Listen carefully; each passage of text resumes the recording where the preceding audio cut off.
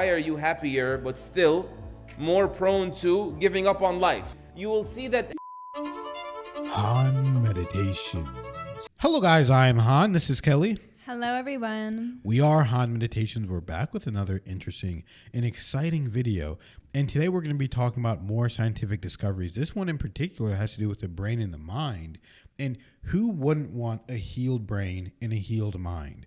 So let's find out the impact of the Quran on the brain. You're not going to want to miss this one, I promise. Find somewhere comfortable to sit and watch, and let's get right into it together. What if I told you that scientists have found that listening to the Quran can impact the brain in a way that they never imagined?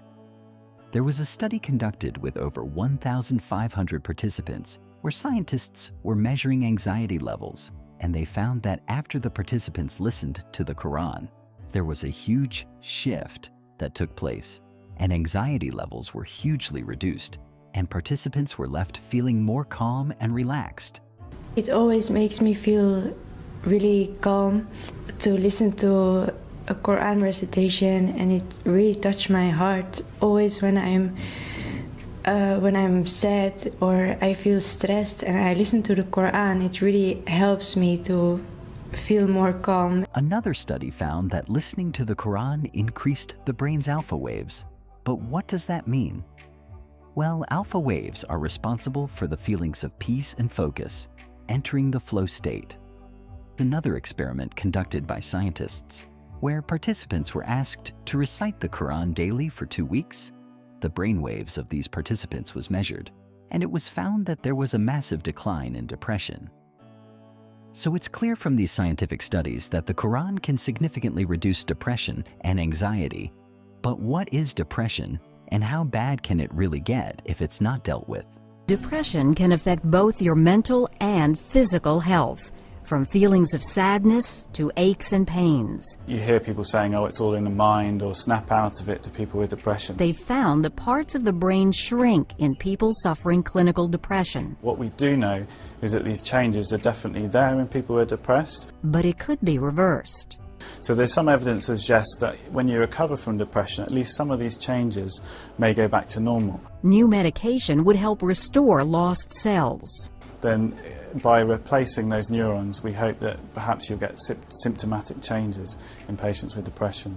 Following treatment, doctors say they can actually see change in parts of the brain responsible for memory, planning, judgment, and emotion. There's some evidence that to suggest that those new neurons that start being born in that area of the brain are actually stimulated by antidepressants. So it may be that antidepressants are working in a way that we didn't know already.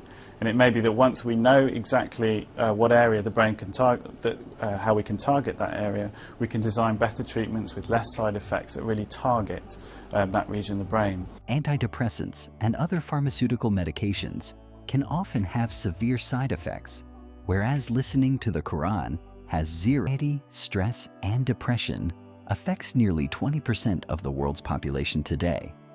That means that approximately 1 in 5 people suffer from anxiety and depression.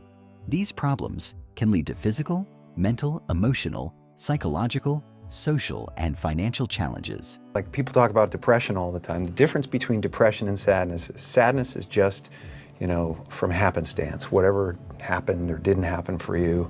And depression is your body saying, you, I don't want to be this character anymore. I don't want to hold up this avatar that you've created in the world. It's too much for me. So a friend of mine who's a spiritual teacher has a really good take. His name is Jeff Foster, and his take on it is that they should change, you should think of the word of depressed as deep rest. Deep rest. Your body needs to be depressed. It needs deep rest from the character that you've been trying to play. This analogy presented by Jim Carrey is very much on point. If we live our lives neglecting our purpose and our Creator, depression will surely be the outcome. Allah tells us in the Quran, whoever turns away from my reminder will certainly have a depressed life. This verse explains with full clarity that depression is the result of turning away from the reminder of our Creator, and the reminder from Allah is the Quran.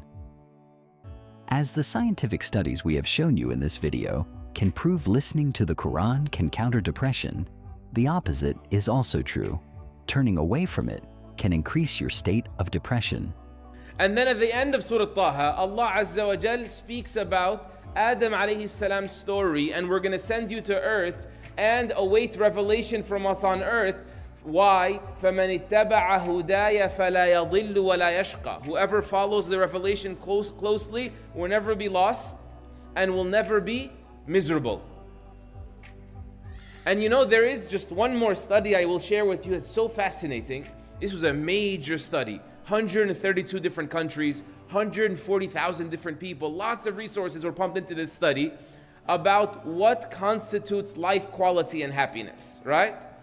And so they found that the more affluent countries, the wealthier countries, which almost have a monopoly on suicide rates, they report higher happiness, which seems to be a riddle. Like, why are you happier but still more prone to giving up on life?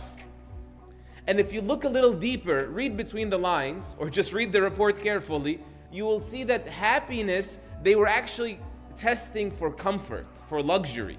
Like, are you happy with your car? Yeah, I'm happy with my car. I have a nice car. Are you happy with your house? Yeah, I guess I have an above average house. Look at everyone else around the world, right? So they were actually measuring for comfort and luxury, and yet people are still so prone to these destructive behaviors.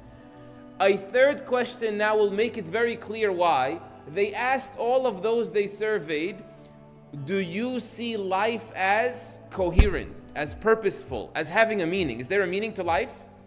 And that was the missing puzzle piece. The countries that had less comfort but saw life as more meaningful, life was livable, life was bearable. You could find contentment, you could find meaning, you can find resilience, you can find patience. Whereas the countries that had more comfort but didn't have a sense of meaning, life was unbearable for them. And that alone, if you can just bring it back to Surah Taha one more time, Allah Azza wa Jalla says, whoever follows my guidance will never be lost, will never be miserable. The next ayah says, وَمَنْ أَعْرَضَ عَنْ ذِكْرِي, and whomever turns away from my remembrance, فَإِنَّ لَهُ مَعِيشَةً ضَنْكَ, they are bound to live a life that is dunk. Of the meanings of the dunk, of the translations of it, you'll find also is depressed. A depressed life. A constricted, shallow, depressing, suffocating life. In this world, because the ayah continues to say, وَنَحْشُرُهُ, and then we will resurrect him blind.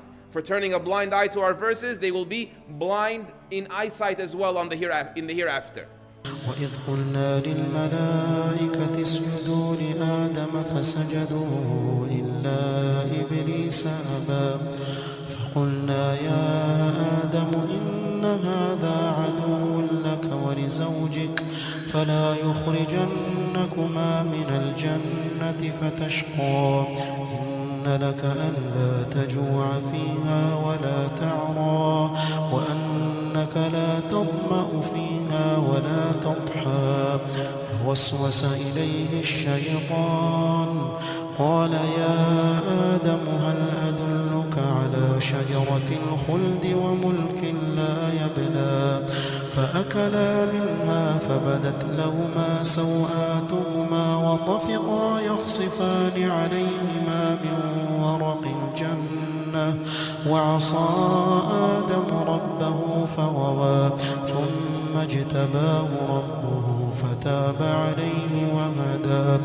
قال اهبطا منها جميعا بعضكم لبعض عدو فإما يأتينكم مني هدى فمن اتبع هداي فلا يضل ولا يشقى ومن أعرض عن ذكري فإن له معيشة ضنكا ونحشره يوم القيامة أعمى قال رب لم حشرتني أعمى وقد كنت بصيرا قال كذلك أتتك آياتنا فنسيتها وكذلك اليوم تنسى وكذلك نجزي من أسرف ولم يؤمن بآيات ربه ولعذاب الآخرة أشد وأبقى Wow. I love just closing my eyes and listening to it. And it really is interesting how they said that it makes you more calm. It makes you more peaceful because, as a lot of people know, we have a young kid. His name is Elijah, who helps us with the thumbnails, who helps us with the videos. And I started noticing since he's been doing it with our videos, he's been listening to the Quran recitations. Mm-hmm. And one day I'm talking, he's listening on full blast throughout his house. One day I'm just asking him, hey, what makes you listen to those recitations? And he was basically saying, well, it makes me feel really calm. I just like listening to it. I just like listening to it. It's like, I don't know what they're saying. I just really like listening to it. And that's how I feel whenever I'm listening to it as well. And I 100% do believe that it helps people with anxiety. It helps people with their stress, and it helps heal your brain. And like it said, countries with no sense of purpose and people with no sense of purpose are going to be doomed to fail. Everybody knows people that are, if you get older and up in your age, like let's say you're 80, 90 years old, you have to have something that keeps you going. Otherwise, you're just going to rot away. Then people just die whenever it's their time because they feel like they don't have anything for this world anymore. Yeah, it's really interesting, that one, because it's kind of like double-sided in a way where it's like they literally have studies and, measuring people's brains to see what type of activity it does when they listen to the Quran. And it does have healing powers and helps with depression. But then it came through another way, which I didn't even think of, but it makes perfect sense, where it's basically like, it did a study where are people happy with just basically their house, their car, their tangible physical items in life, right?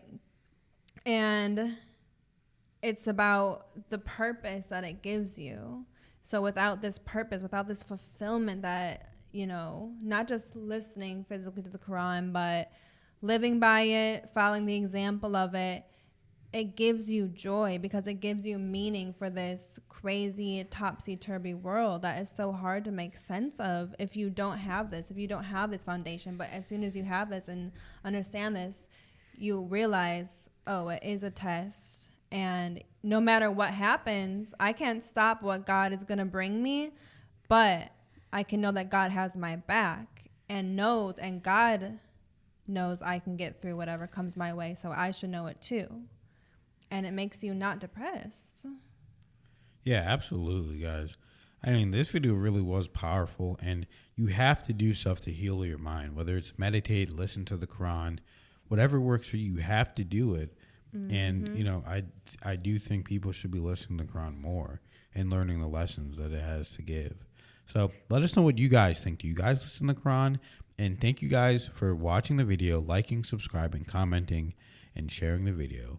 We love you guys so much, and we'll see you in the next video.